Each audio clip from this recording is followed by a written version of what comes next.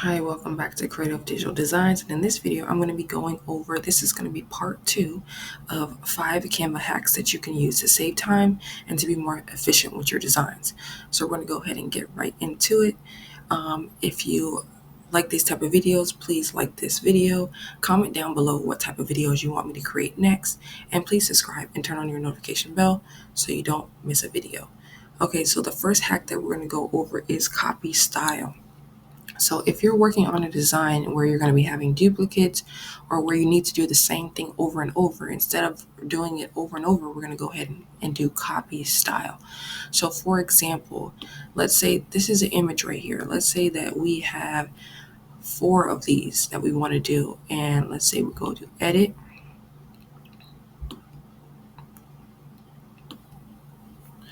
And we want to add a shadow to this. So we go to effects and we hit shadow. And let's say that we want to do an outline on it or a glow, whichever one. Let's say outline. We're going to reduce this. And let's say that we needed to do 4 of these same things. So instead of having to go to the effects and do this multiple times, all you would have to do is either duplicate it. Okay, so a better example here would be if you had 3 different images or objects that you wanted to add an effect to. So right here, let's say we have the first person. We've already removed the background on these images. We select shadow and we want them to have a glow. We can adjust the blur amount to the size, all of that. And then instead of, let's say you were doing a flyer or a design and you had multiple people you wanted to do the same thing to, all you have to hit is copy style, press down on the person, copy style, and you can make sure that you're adjusting it to the same thing for everyone. And you don't have to keep going to the settings and doing it over and over. So this is how you are able to copy style and repeat it across elements on your designs to be able to save you time. So we're going to go into the next hack. Okay, so the next hack that we're going to go over is locking elements in your design. So for example, if we have your element right here or your design and you wanted to combine something, let's say that you wanted to combine these words. When you're trying to do that, it's not letting you and it's moving the background.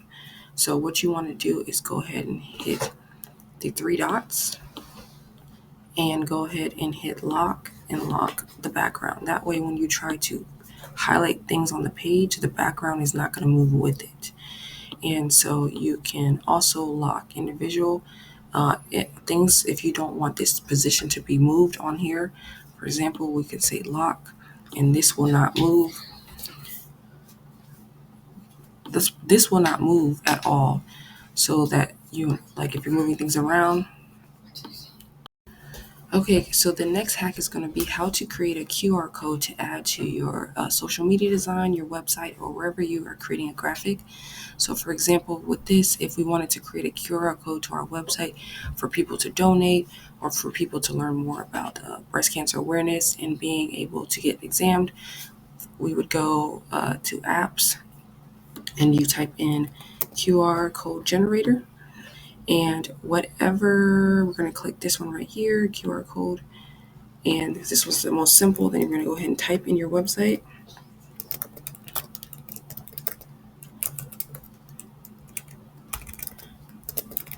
breastcancerawareness.com, just for the example. Then you're going to hit generate code. And that quickly, you have your QR code. So you can adjust the size of it as well. And you can put it wherever you want on the design, and people can, whether you're handing this out or it's digital, they can get their phone, take a picture of it, and it'll take them directly to the site. You can make it smaller, like I said. And so that is how to create a QR code to add to your designs. We're going to go into the next hack. So the next hack that we're going to go over is creating font combinations or using Canva's font combinations to be able to save time. So we're going to go ahead and select these words right here, and we're going to select text, and we're going to go to over here, where it says text, and you're going to scroll down, and right down here we have some font combinations. So if you're not sure how to combine certain fonts, or when you're making different designs, you can go down here to where it says font combinations, and they already have some preset that you can try out. They're already grouped together. So if you wanted to, you can just hit ungroup, and you can change the color as well to fit your design. And you can just go through here and look at their font combinations that they have. So let's see here. Go through here. Different colors, different ideas. You can add it here. Again, same thing, it's ungroup, and then now you can use the two combinations or different designs in your different fonts, I should say, in your design. So let's go to the next way to save time, Canva hack that we're going to go over is uploading fonts to Canva. So a reference place that you can go to is thefont.com, and there are tons and tons of different fonts that you can look at and search. They have different categories: foreign, Gothic, basic, script. You can also search a font type based off of what you are doing. Let's see, so maybe you're doing Halloween, so you can type in Halloween and they'll show you a ton of different fonts that you can use and upload to Canva.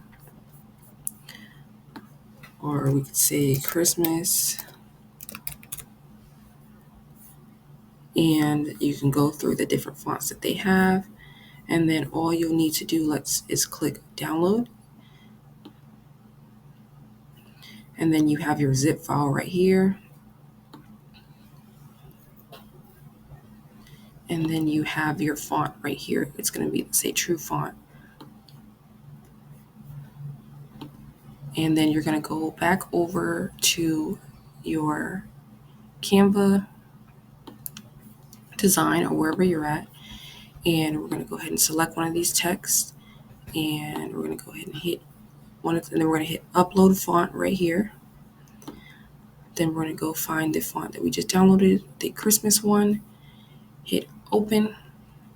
Say yes, upload.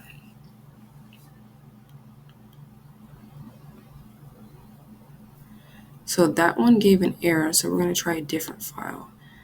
Upload, for example, this mermaid one. Hopefully it doesn't have any issues. Yes, upload. So this is already here, so I'm just going to go ahead and upload it again. And then we're going to give it a second. And all of your uploaded fonts will show right here. So as you can see, the mermaid one is right here.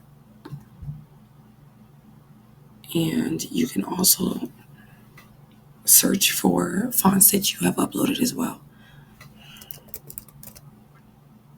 And it will show up.